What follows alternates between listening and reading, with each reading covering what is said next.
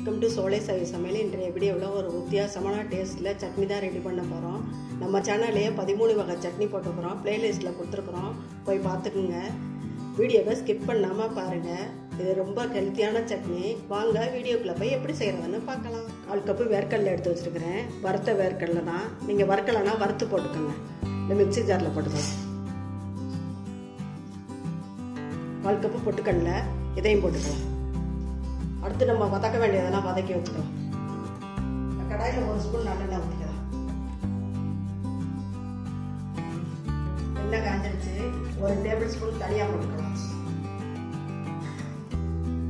1 table spoon ஜீரகம்,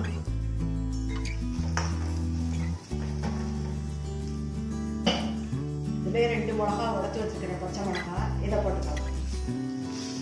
கொஞ்சமாக கருவேப்பிலையை போட்டுக்கலாம்.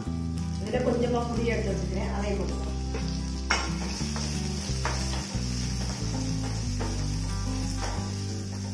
பச்சை மிளகாலாம் வதக்கி போட்டிங்கன்னா நல்லா டேஸ்ட்டாக இருக்கும். வதக்காமல் போடுறதுக்கு வதக்கி போட்டால் நல்லா இருக்கும். அந்த வேர்க்கடலை பொட்டுக்கடலையோட கொதிக்கலாம். இதை நல்லா வதங்கிருச்சு. ஸ்டவ் ஆஃப் பண்ணிக்கலாம். ஆற அப்படியே அதோட சேர்த்து அரைச்சிக்கலாம்.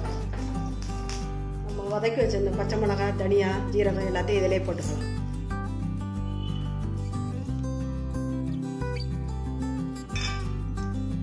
பூண்டு பல்லு 2 போட்டுக்கலாம். விருப்பம்லாம் போட்டுக்கோங்க. தேவையான அளவு உப்பையும் போட்டுக்கலாம். நல்லா நைஸாக அரைச்சிட்டு வந்துடுமா. இந்த மாதிரி நல்லா நைஸாக அரைச்சிக்கோங்க. இது நல்லா டேஸ்ட்டாக இருக்கும். இந்த கழுவி வச்சிருந்த தண்ணியை ஊற்றி கரைச்சிக்கலாம். எப்போவுமே ஒரே மாதிரி செஞ்சு கொடுக்காம இந்த மாதிரி வித்தியாசமான டேஸ்ட்டில் செஞ்சு கொடுத்தோம்னா விரும்பி சாப்பிடுவாங்க வீட்டில் இருக்கவங்க. இட்லி, தோசை எல்லாத்துக்குமே ரொம்ப நல்லாயிருக்கும். ஆப்பம் இதிலே நம்ம தாளித்து வச்சுருந்ததை கொட்டிக்கலாம். மிளகாய், உளுந்தம் பருப்பு, கடுகு அதை தாளித்து வச்சுருக்கேன். பெருங்காயம்லாம் போட்டு நம்மளோட புதுமையான சட்னி அருமையாக ரெடி ஆகிடுச்சு பாருங்கள். ரொம்ப ஹெல்த்தியான சட்னி வேறு. இதே மாதிரி டிஃப்ரெண்ட்டான சட்னியை நீங்களும் செஞ்சு பாருங்கள். நம்ம வீடியோ பிடிச்சிருந்தா நம்ம சேனலுக்கு ஒரு லைக் போடுங்க. ரொம்ப பிடிச்சிருந்தா சப்ஸ்கிரைப் பண்ணுங்கள். நன்றி, வணக்கம். அடுத்த வீடியோவில் பார்க்கலாம்.